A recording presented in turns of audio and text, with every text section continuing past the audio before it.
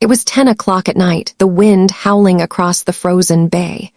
My daughter-in-law, Serena, dropped the schedule on the counter without even looking at me. "Be up at 3 a.m., you're cooking 60 plates for the Festival of Lights. Don't be late." I just smiled, pulled my suitcase to the station, and stepped onto the Aurora Nightline, back in that kitchen. I didn't leave recipes. I left a sealed metal box. The kind of box that could burn their whole world down. 4 years earlier, my life had already collapsed once. When my husband, Archero, died in a storm off the Aleutian coast, the silence in our old boatyard was unbearable.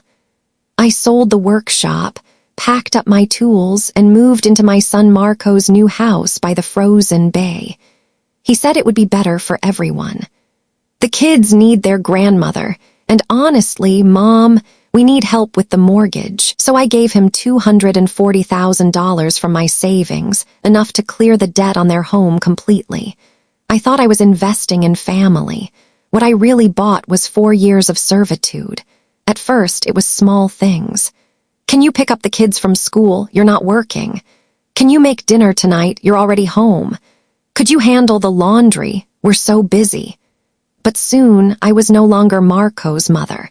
I was the unpaid maid, the babysitter, the chef, the errand runner, while Serena, my daughter-in-law, filmed beauty reels and sipped cocktails in heated spas. The worst part wasn't the endless work, it was the disrespect. Like the night Serena redecorated my room, my only refuge, without even asking. She tossed out Archero's framed photographs and called them clutter. Or the way she introduced me at her influencer parties. "This is Marco's mom. She helps around the house," as if I was hired help instead of the woman who had once owned the very roof over her head. And then came the whispers. I overheard Serena on a late-night call. "I don't know how much longer I can live with her. She's so old-fashioned, everything's a production. As soon as we can afford it, we're putting her in one of those senior communities." That night, something inside me hardened. I had traded my freedom for family, and they had treated me like furniture that cooked and cleaned. So when Serena snapped her order about the Festival of Lights, 60 guests, 3 in the morning, no excuses, I didn't feel anger anymore. I felt clarity, and clarity, I've learned, is more dangerous than rage. The night before the Festival of Lights, while the bay groaned under sheets of ice, I quietly packed a single suitcase. Just enough for a week away, nothing too obvious. Then I set one last thing on the kitchen counter, a sealed metal box, cold and heavy, with my handwriting across the lid. "Open at 7:00 a.m. At 2:40 a.m., while the whole house slept, I slipped out the back door. My boots crunched on the snow as I walked to the station, and when the Aurora Nightline pulled in, I climbed aboard. The train hummed, warm and glowing, carrying me south toward Vancouver Island. For the first time in years, I wasn't running errands, I was running for myself. Meanwhile, back in that kitchen, Serena came down expecting to find me elbow-deep in flour, prepping for 60 guests. Instead, she found silence and the box. She tore it open with manicured nails, and inside were not recipes, not shopping lists, but documents. Every dollar I had put into their lives was written down in black and white. The $240,000 I gave them, revealed for what it truly was, a loan secured by their house. The clause they had ignored. If I was ever coerced or abused, the full debt would come due immediately. And the receipts, 4 years of groceries, utilities, repairs, and holiday expenses I'd covered, adding up to nearly $200,000 more. I imagined Serena's face turning pale under the kitchen lights. She had spent years parading me as her unpaid servant, only to learn she was the one living on borrowed ground. By 8 a.m., their extended family began arriving. 60 guests expecting roasted caribou, candied salmon, and steaming trays of festival bread. What they found was chaos, An empty stove, frantic phone calls, Serena's shrill voice trying to order catering at the last second. In the end, the great festival feast became a stack of lukewarm pizzas. And me, I was halfway down the coast, sipping cocoa on the train, watching the aurora fade into dawn. The metal box had done its work. For 4 years, I had been the invisible scaffolding of their lives. That morning, I let it all collapse. On the 3rd day of my escape, I met Aidan Morey, a retired shipwright with kind eyes and hands scarred from decades of honest labor. He sat across from me in the dining car and said, "You don't look like a tourist. You look like a woman running away from something." I smiled. Not away, toward. On the 7th morning of my escape, as the train curved along the snowy coast, my phone buzzed with a number I didn't recognize. Against my better judgment, I answered. "Mrs. Ray's, this is Armin Patel, your late husband's attorney. I need to inform you of a clause your husband left behind, a protection protocol. It seems recent events have triggered it." I sat straighter, the hum of the train fading into silence. "A protocol? What are you talking about? Your husband anticipated the possibility that you might be pressured by family after his death.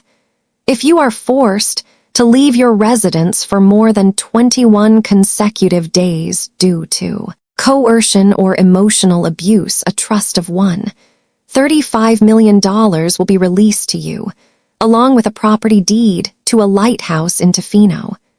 The words hit me like a thunderclap. Archero had been more careful than I ever realized. He hadn't just left memories.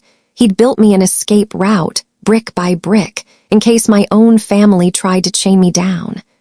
Before I could absorb it all, another call came in, this time from my granddaughter, Leah. Her voice shook with urgency. "Grandma, you need to know. Mom's been lying for years. She told Dad that all her cash, her clothes, her purses, even the boutique job she's been working secretly came from you, and we found something worse." "What, sweetheart?" My heart pounded. "In Mom's closet, Noah and I found draft papers, a petition for guardianship. She wanted to have you declared incompetent, Grandma.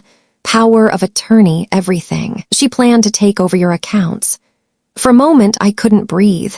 The picture sharpened all at once. Serena hadn't just wanted my labor.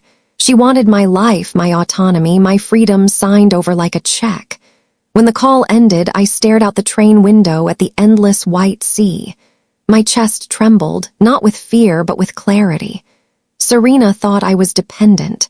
She thought I was too old, too weak, too naive to protect myself. But she didn't know about Archero's lighthouse. She didn't know about the trust. And she didn't know that the woman she'd been dismissing as a burden was about to rise higher than she ever dreamed. By the time the Festival of Lights ended, the whole town was talking. 60 guests had shown up expecting a feast and instead found chaos, cheap pizzas stacked on paper plates. Some laughed, others whispered. But everyone noticed one thing. Without me, Serena was nothing. She tried to spin it online, going live in her glittering dress. "My mother-in-law abandoned us. She ruined the festival. Can you believe the selfishness?" But the comments turned against her. Neighbors posted stories of the winters I had shoveled their walkways, repaired their skiffs, fed their children while Serena was at the spa. The truth spread faster than her lies. Then came the letter from my attorney, delivered to their door like a hammer. Notice of default. The $240,000 loan with interest was due in full. 30 days to pay or the house would be seized. Serena's influencer empire crumbled overnight. Brands cut ties, whispers of fraud surfaced, and Marco, my son, could no longer ignore reality. When he called me, his voice was raw, stripped of pride. "Mom, I read the papers. I saw the guardianship petition. I don't even know who I married. I'm leaving her." I closed my eyes, pain and relief colliding. "Marco, I never wanted this, but you needed to see me, to really see me." His silence told me he finally did. Back in Alaska, Serena screamed, begged, blamed, but the community had turned its back. Even her own children, Leah and Noah, looked at her with disappointment instead of fear. She had lost the only power she ever held, control through manipulation. And me. On the 22nd day of my exile, Archero's protocol triggered. The trust money was released, and with it, the deed to the old Saltwind Lighthouse. Standing on that rocky cliff in Tofino, with waves crashing below and gulls wheeling overhead, I realized something Serena never understood. I hadn't resigned my place in the family. I had reclaimed my dignity. For years, I was their invisible scaffolding, cooking, cleaning, holding everything together. The day I walked away, their house collapsed, and in that collapse, I found my freedom. 3 months later, the Saltwind Lighthouse was mine. The tower had weathered storms for over a century, its paint peeling, its glass cracked. But when the lantern lit again for the first time in years, it felt like my own rebirth. Aiden was there, sleeves rolled up, sanding the wooden railings. "The plumeria will bloom by spring," he said with that easy smile. I laughed, not because I cared about flowers, but because for the first time in years I cared about myself. Marco moved into a modest apartment. He's learning to cook, learning to parent, learning to live without excuses. Serena. She vanished back to her parents' house, finally forced to work full-time. The guardianship petition was shredded before it ever reached a judge. But the brightest light of all, Leah and Noah.